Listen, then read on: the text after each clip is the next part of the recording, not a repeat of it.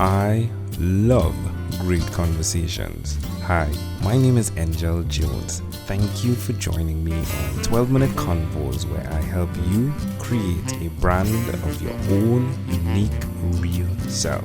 Listen in as I have conversations with amazing people from all over the world.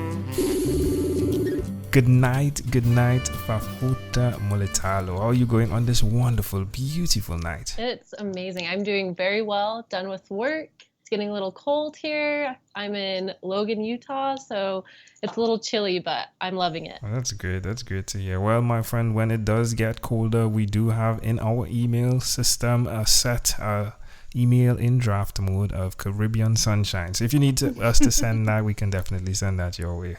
Perfect.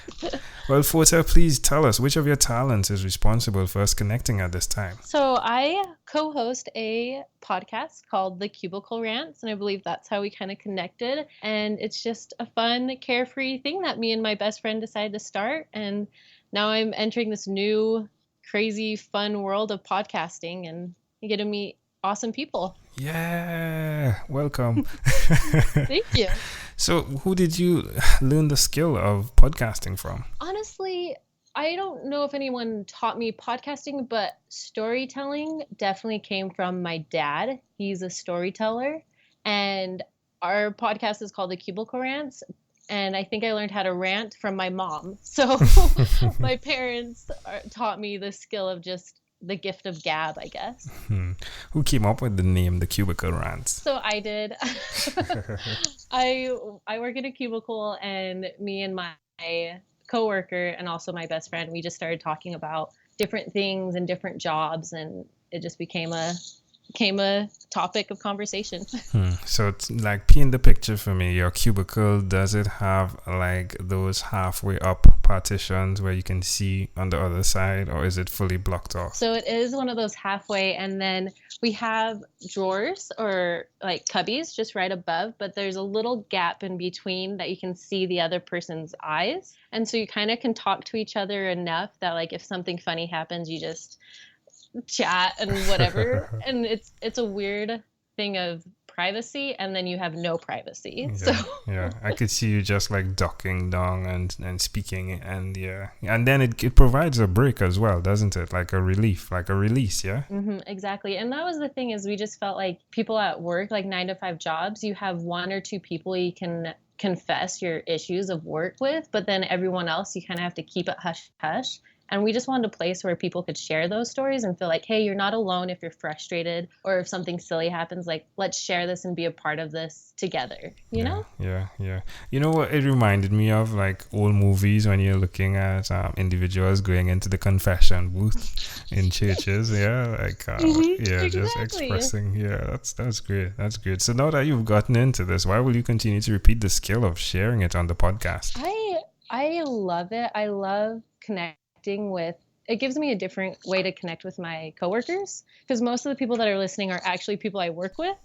And so that's kind of funny. And then I also just get people that come up to me and say, hey, I was listening to your podcast, and it just brightened my day. And I think I don't get to do that enough without podcasting. Like, I feel like I don't get to brighten people's day as much as I want to. And whether I have a million listeners, which I don't, or 10, I mean, it makes you feel a part of something bigger. I love that. What does your name mean? My name?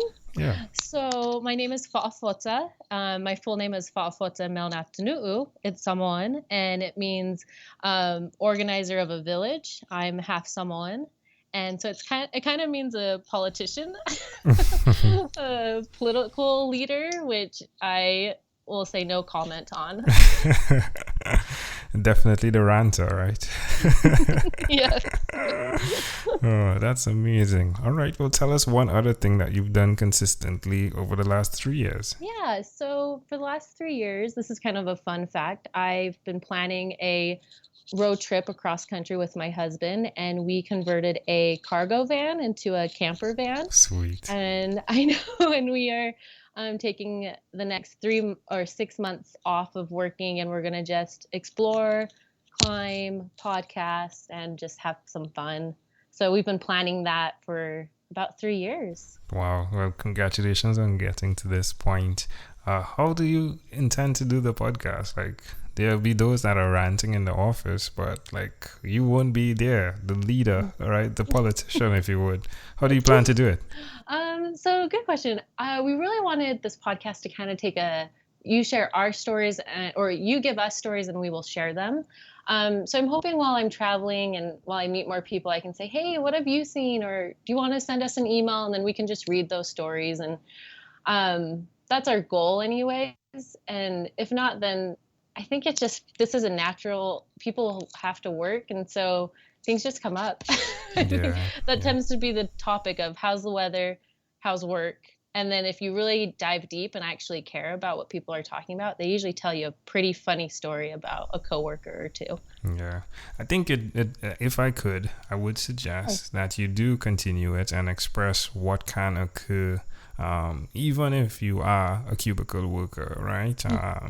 In terms of, hey, you can put things in place to get out of that cubicle. I would be intrigued to listen to that. And just hearing you connecting with the co-host. And of course, she'll be ranting, right? Why can't I be where you are? But yeah, I would love to hear that. Just a suggestion, of course. I love that, yes. Well, tell me or tell everyone else why you would suggest that they do what you've done, Fota, by living after your dream. I just think my best friend, my co-host Ben, he always says life is too big to be small. And I think I only have so much time and I don't want to ever say, why didn't I do that? I mean, this is an excellent example of your goal of these conversations. And I think set the bar high. And even if I don't reach that bar, I know like, oh, I tried and I did my best. And let's live in a van for 6 months and see what happens. Yeah, sounds like fun. What's your husband's name? His name is Leland. Hey, Leland. Well done, my friend. Hey. All the best with that. Well, Fota, let's switch gears now for a moment and let me invite you into my time machine that is surrounded with beautiful, warm, blue Caribbean water. For Fota, what is your earliest childhood memory? Great question. So my earliest childhood memory was my family recently moved to the suburb, and I remember I was nervous to move there, and my mom walked me around and she said, this is where Janelle, my older sister's bus stop is. And then my sister came around and I remember walking her to that bus stop and telling her where her bus stop was. And I just felt so proud about it. Wow. So how old were you? I think I wasn't in school yet. So I think I was 4, maybe 5. But I think I loved being a boss. I think I like telling people where to go. So why do you think, or even not the why, so you said the why, how do you see it connecting to who you are today? Oh, good. I'm very independent, and I felt like that, maybe that was the first time I felt oh, I got this, Mom. Like, I can show my sister where to go. And I think I still am like that. I like being independent, but I also like helping other people. So maybe that's where it's connecting. Now you got me thinking there. Yeah. Well, can I offer an interpretation to the thought picture you created in my mind?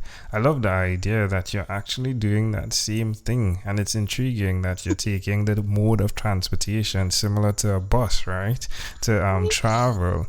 It's intriguing, like you're showing people that do work in offices how they can do what you desire, and you're doing it, you're taking it to the road, right? So you are actually doing that. Hey, this is your bus stop, like this is your time, you and Leland, of course. Yeah, I really didn't connect the two, but that's a journal entry for sure. There we go. Journal entry. Love that. Well, Fota, if we fast forwarded to when you were 12 years old, what was your favorite song? Angel by Shaggy. Yeah. I love that song. it's still in my top 5. You automatically play it, and most people know it, but it's also has that flair. I'm Polynesian, so I listen to like a Polynesian reggae music, and I mean, it's not like Bob Marley or anything, but it's kind of fun. Yeah, we love Shaggy as well. We love Shaggy. And Angel was one of my favorite songs. My name being Hey. Angel and Angel being there. Yeah, most definitely. I'm I actually didn't do bobbing. that on purpose. No, you're good. You're good. I'm bobbing. Yeah, I'm dancing. Yeah. All right, my friend. Well, we've arrived at our destination, but before we get off of this time machine, there is a small declaration form. So it's yes or no, possibly a bit more. We're going to move pretty quickly here. Are you ready, Fota? I'm ready. Fota, have you chosen someone to pass on your skills to? Yes, Are you married? I am. Do you have children? No. Do you believe in God? I do. Do you have an inner circle of friends? I do. Do you watch TV for more than 3 hours a day? Yes. What about screen time? The phone and or the computer, is it more than 8 or less than 8 hours a day? Probably more. I work on a computer. If you, Fota, had to share with us your own unique real statement, a statement that represents who you are, what would you say that is? Good, better, best, never rest till good be better and better be best. That's by Mother Goose. Love it. Love it. For Fota, this has been a great pleasure. Before you leave, is there anything else you'd like to share with our amazing audience? No, well, thank you for having me. And I take a listen to our podcast. I'd love to hear from you. And I'm just excited to be here. And I'm jealous of the Caribbean Ocean that you're at. And I get to walk out in a snowstorm. But this has been so much fun. Glad that you had fun. For Fota Mulitalo, thank you for being on what is inspired by 12-minute Convos with Angel Jones. Thank you. Thank you for being on 12-minute Convos with Angel Jones. Stay tuned for more from our advertisers. Diabetes is a mountain pandemic. It's a disease that's not acute but chronic. Similar to this rhyming method, I have simplified the definition, the signs and symptoms, and the complications of diabetes for both adults and children in my books, Poems for Patients, A Focus on Diabetes, and The ABCs of Diabetes for Children. These books are available on Amazon.com, and for more information, you can visit my website, poemsbyaj.com. That's poemsbyaj.com.